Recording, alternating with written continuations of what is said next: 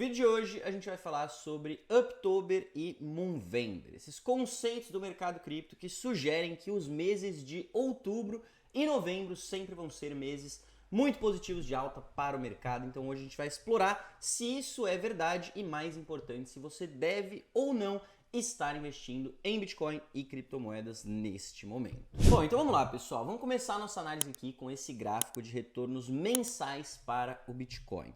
Se você olhar nas médias de retornos mensais do Bitcoin, você pode ver que, de fato, outubro e novembro são os meses onde a gente tem, em média, a maior valorização do Bitcoin. Novembro com 46% e outubro com 21%. Daí que vem esse conceito de Uptober e Moonvember, né? O novembro da lua.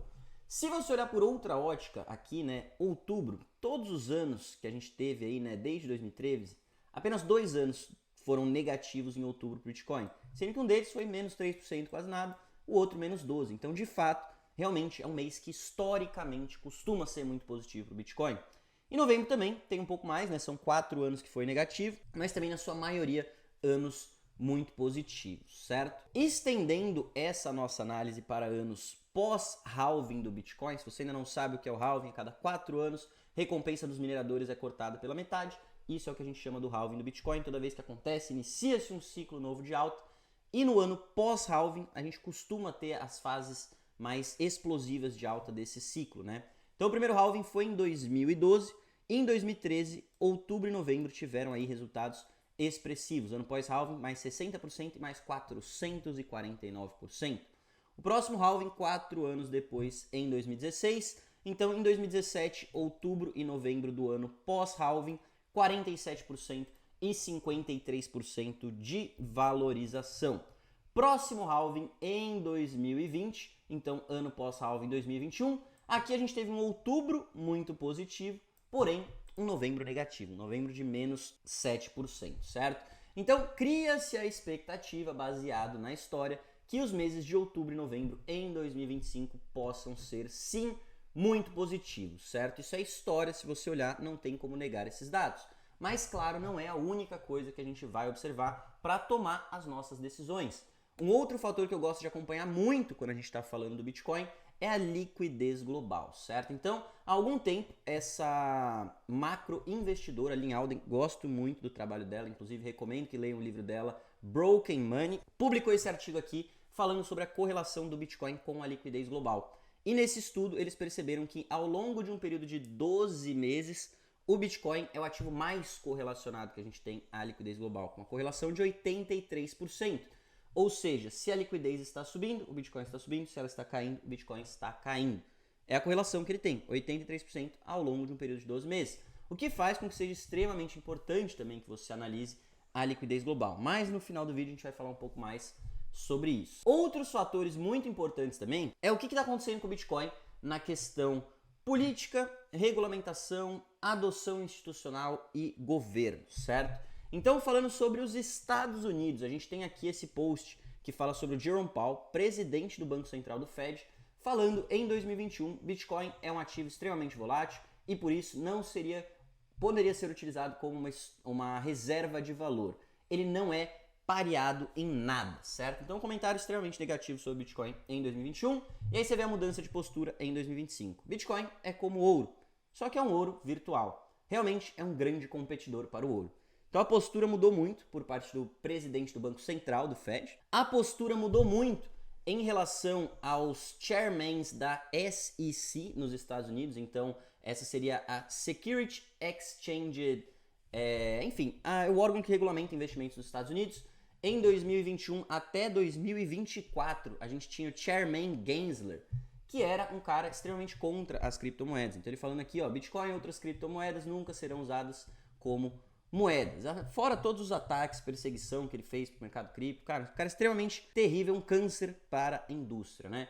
Em 2025 agora a gente tem um novo chairman da SEC, que o presidente Donald Trump colocou no poder, que é o Paul Atkins. E esse cara ele é super pró-criptomoedas. Então recentemente ele deu uma entrevista onde ele falou que o presidente Trump me deu a missão de transformar os Estados Unidos na capital cripto do mundo, certo? Então Paul Atkins aí, um cara super pró-criptomoeda, você vê que essa mudança na questão da regulamentação, os olhares que esses grandes players institucionais ou do governo ou de órgãos de regulamentação tinham em relação ao Bitcoin mudou completamente, certo? E com isso, a gente tem o quê? Regulamentação clara, novas regras de contabilidade. Então, antigamente você tinha regras super conturbadas para empresas terem Bitcoin no seu balanço que não fazia sentido.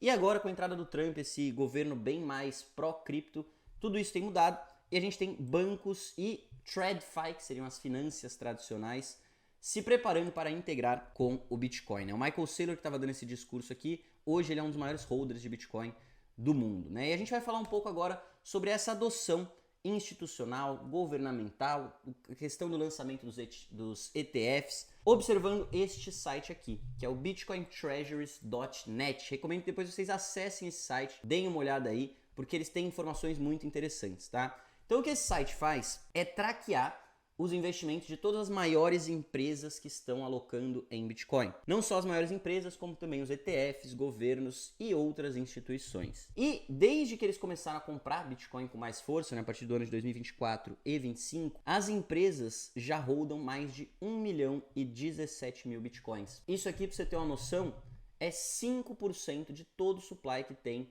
de criptomoedas no mundo, né? Então são 21 milhões de unidades de Bitcoin, nunca vai existir mais do que isso. 1 milhão já está na mão das empresas. Esse é um movimento que aconteceu de 2 anos para cá, assim que começou, né, essa questão da regulamentação. Antes disso, não era uma realidade a gente ter empresas comprando Bitcoins, porque, como eu falei, problema de contabilidade, perseguição da SEC e toda essa questão da regulamentação. Então, 5% dos Bitcoins está na mão das empresas hoje, sendo que aproximadamente aí 3% sozinho está na mão do Michael Saylor, né? Ele foi a primeira empresa que começou a acumular Bitcoin, foi a empresa dele e se transformou numa empresa somente de tesouraria de Bitcoin. Se a gente observar aqui embaixo, a gente tem outras informações relevantes, como por exemplo os ETFs, que hoje já holdam quase 1,5 milhão de Bitcoins. Então quase aí 7% do supply está na mão dos ETFs. A demanda pelos ETFs tem sido gigantesca, muito superior à emissão de novos Bitcoins, e é uma demanda que eu só vejo continuar crescendo ao longo do tempo.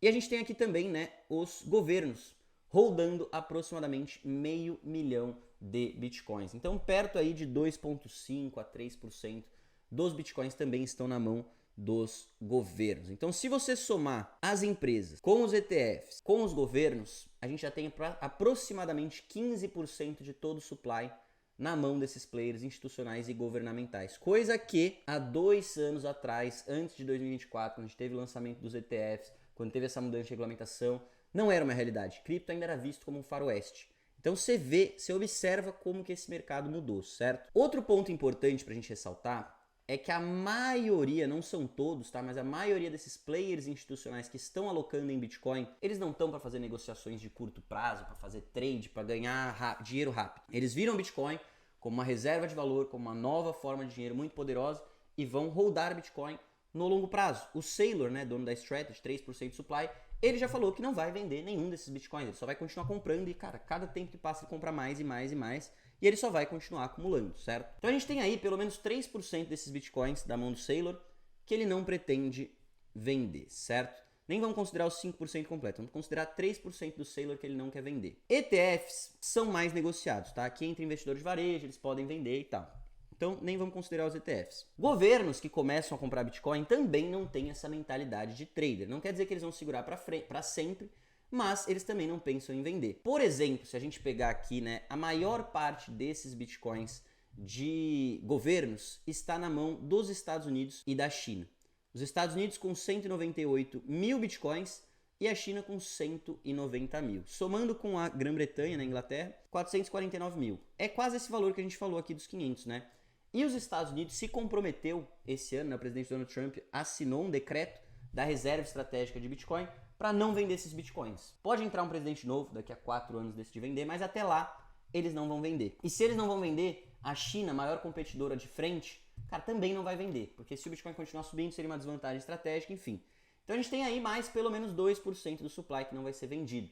A gente já está falando de aproximadamente 5% do supply que teoricamente não vai ser vendido. Além destes 5% que não vão ser negociados, estima-se hoje que de 2 a 3 milhões de Bitcoins estejam perdidos, certo? O que seriam Bitcoins perdidos? carteiras que lá atrás compraram Bitcoin e a pessoa esqueceu a senha, perdeu a carteira, enfim. Bitcoins também não podem ser movimentados. Então você junta esses 13% com aqueles 5%, pensar que tem mais algumas empresas, ETFs que não vão vender, cara, a gente já tem aí provavelmente 20% dos Bitcoins que tem em circulação que não vão ser vendidos em um espaço de tempo, pelo menos aí ao longo dos 4 anos eu não vejo esses Bitcoins sendo movimentados, tá? Eles estão incluindo aqui 1 milhão de Bitcoins que está nas mãos de Satoshi, o criador do Bitcoin, que nunca foi movimentado e ninguém sabe quem é, certo? Então tudo isso daqui, somado com também uma adoção crescente por mais empresas, mais países, mais pessoas que compram o ETF, né? A gente teve aí o Cazaquistão aprovando a proposta de reserva estratégica, a gente teve o Quirguistão também aprovando a proposta de reserva estratégica, isso está sendo discutido no Brasil, isso está sendo discutido na Tailândia e em vários países ao redor do mundo, ninguém mais pode ignorar o Bitcoin. Na minha visão, faz sentido que você tenha pelo menos um pouco do seu capital alocado no Bitcoin, certo? Esse gráfico que eu estou mostrando aqui para vocês agora é o gráfico da curva de adoção do Bitcoin comparado com a curva de adoção da internet. E você vê que com mesmo tudo isso que eu falei para vocês, governos, empresas, ETFs, tudo que está acontecendo, a gente ainda está em 4% que virou internet. Então você ainda está muito cedo no Bitcoin, dependendo de qual framework você olha, né? No longo prazo, eu vejo o Bitcoin para ter uma corrida maravilhosa, certo? No curto prazo, a história também nos diz que outubro e novembro podem ser uma corrida muito forte. Então, Gabriel, o que você está dizendo? Eu devo pegar todo o meu dinheiro e colocar em Bitcoin? Absolutamente não, certo? É uma parte do seu capital que você vai alocar, isso cada um vai saber o quanto que é, e você também não coloca tudo de uma vez. Uma boa estratégia para quem está começando é o quê? O Dollar Cost Average, o famoso DCA. O DCA é uma estratégia onde todos os meses você vai pegar um pouco do seu capital e alocar naquele ativo. Você viu o valor nele, você viu o potencial de crescimento no longo prazo, vai falar, cara, eu vou começar a acumular todo mês R$1.000, se R$1.000 é muito para você, R$100 é muito para você, R$50 é muito para você, cara, no MB, a partir de R$10 você consegue comprar já os seus primeiros Bitcoins. Então, R$10 por mês você consegue colocar para fazer o seu DCA, o seu Dollar Cost Average, certo? Se você está com grandes expectativas, estou com muito dinheiro parado, quiser fazer um aporte maior, pode ser, mas é legal você pensar muito bem se é o melhor momento de fazer esse aporte, certo? No curto prazo, outubro e novembro podem sim ser meses muito positivos, mas na minha visão eles também podem ser meses de realização de lucro. Conforme a gente tem essa explosão ao longo do mês de outubro e novembro, eu pelo menos vou estar olhando para começar a colocar um pouco de lucro no bolso.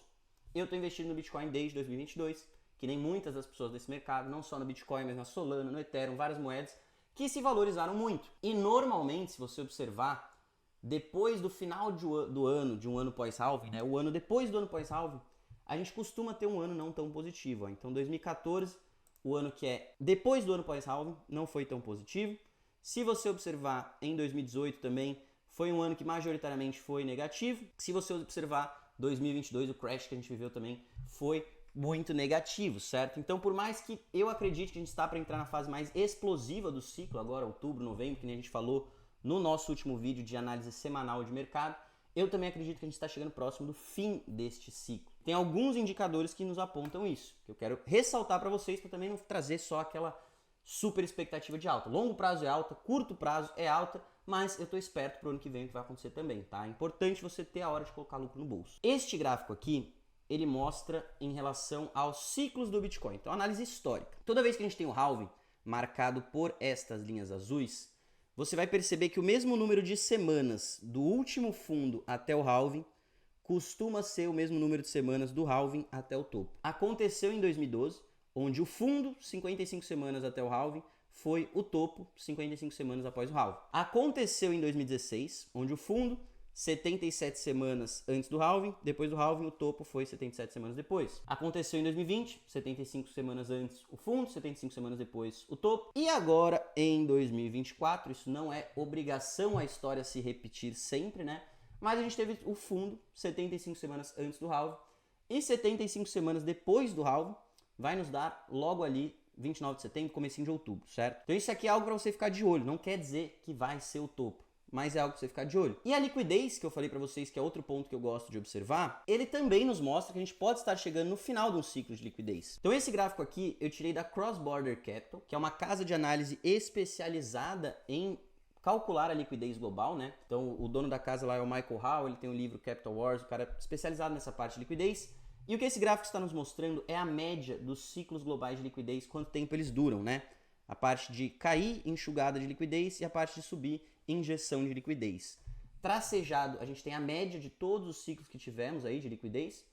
Em vermelho a gente tem o ciclo que a gente está vivendo agora. E como você pode ver, ele nos aponta aí, né, mais uns 4 meses até um possível topo, se for para seguir a média. Então isso tudo nos indica que sim, curto prazo pode ser bullish, longo prazo pode ser bullish, mas eu estaria esperto também para uma possível correção em breve. Tá? As correções acontecem, elas são normais, não muda os fundamentos do ativo. E aí, como eu falei para vocês, cara, gostei do Bitcoin, não tem muito tempo para acompanhar, DCA eu acho uma estratégia maravilhosa, e se você tem um capital maior para alocar, uma boa alternativa pode ser você esperar uma grande correção, porque elas acontecem sempre no Bitcoin, e nessas oportunidades comprar.